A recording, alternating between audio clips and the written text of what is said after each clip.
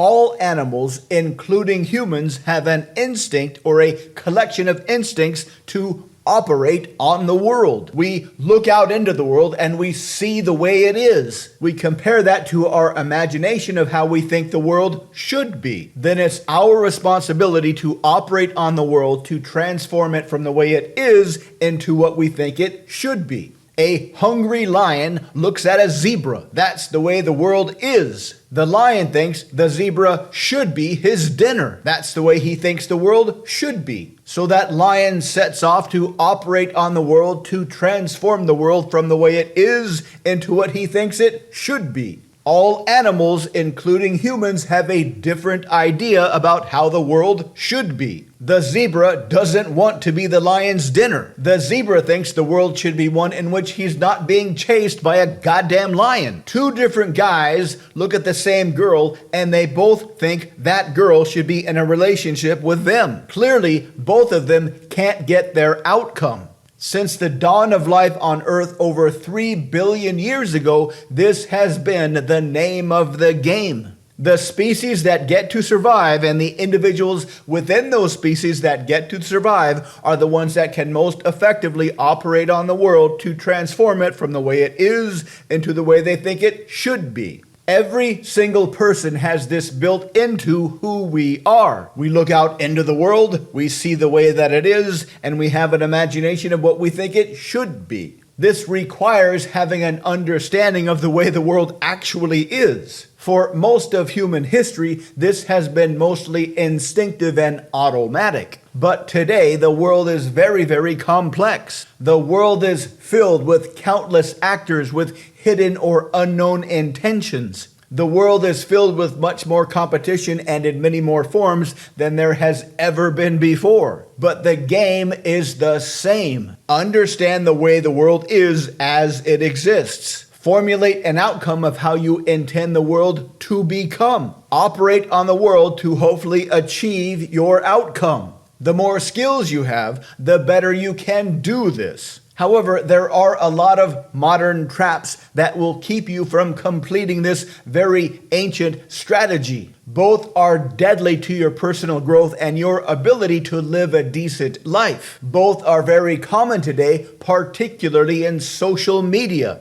A place where, unfortunately, many people spend their time. A place where, unfortunately, many people get their idea of how the world is. The first problem is the "it's not my fault" response. It's a very comforting idea that your shortcomings or your lack of success are not your fault. In fact, economist Thomas Sowell has pointed out in many of his books that this is the source of the oldest political lie of all time. Somebody wants power over the masses. And the easiest con to sell to the masses is this: your problems are not your fault. Your problems are somebody else's fault. Give me power over you and I will fix it. Of course, this never works. But let's ignore failed revolutions and focus on your own life. If you decide that it's not your fault, or more importantly, not your responsibility to get in the game and get as much as you can, that's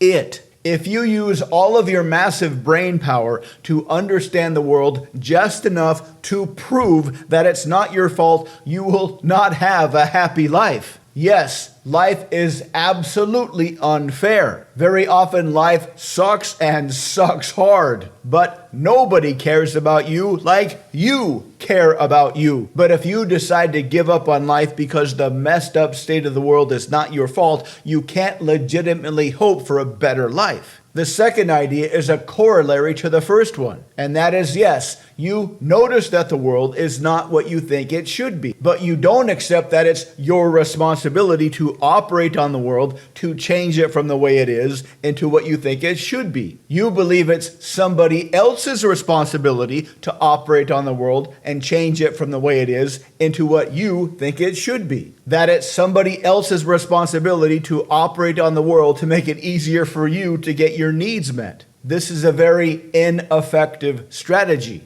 Very few people will operate on the world unless they themselves are getting some kind of benefit out of doing that. Very few people will operate on the world and spend their time and their energy and their money and take on risk to make it easier for other people to benefit, at least in any genuine and honest way. Nobody cares about your life as much as you care about your life. Nobody is as responsible for your life like you are responsible for your life. This game has been played for over 1 billion years. Understand the world the best you can. Have a realistic expectation of how you'd like the world, or rather your world, to be. Do your best to operate on the world to get your outcome. The rest is just noise keeping you on the sidelines. Life is precious. Your life is precious. Don't waste any more time on the sidelines blaming others or wishing it were easier or wishing somebody else would swoop in and change things for you. Your life's mission is very simple. Get in the game and get some. Get as much as you can,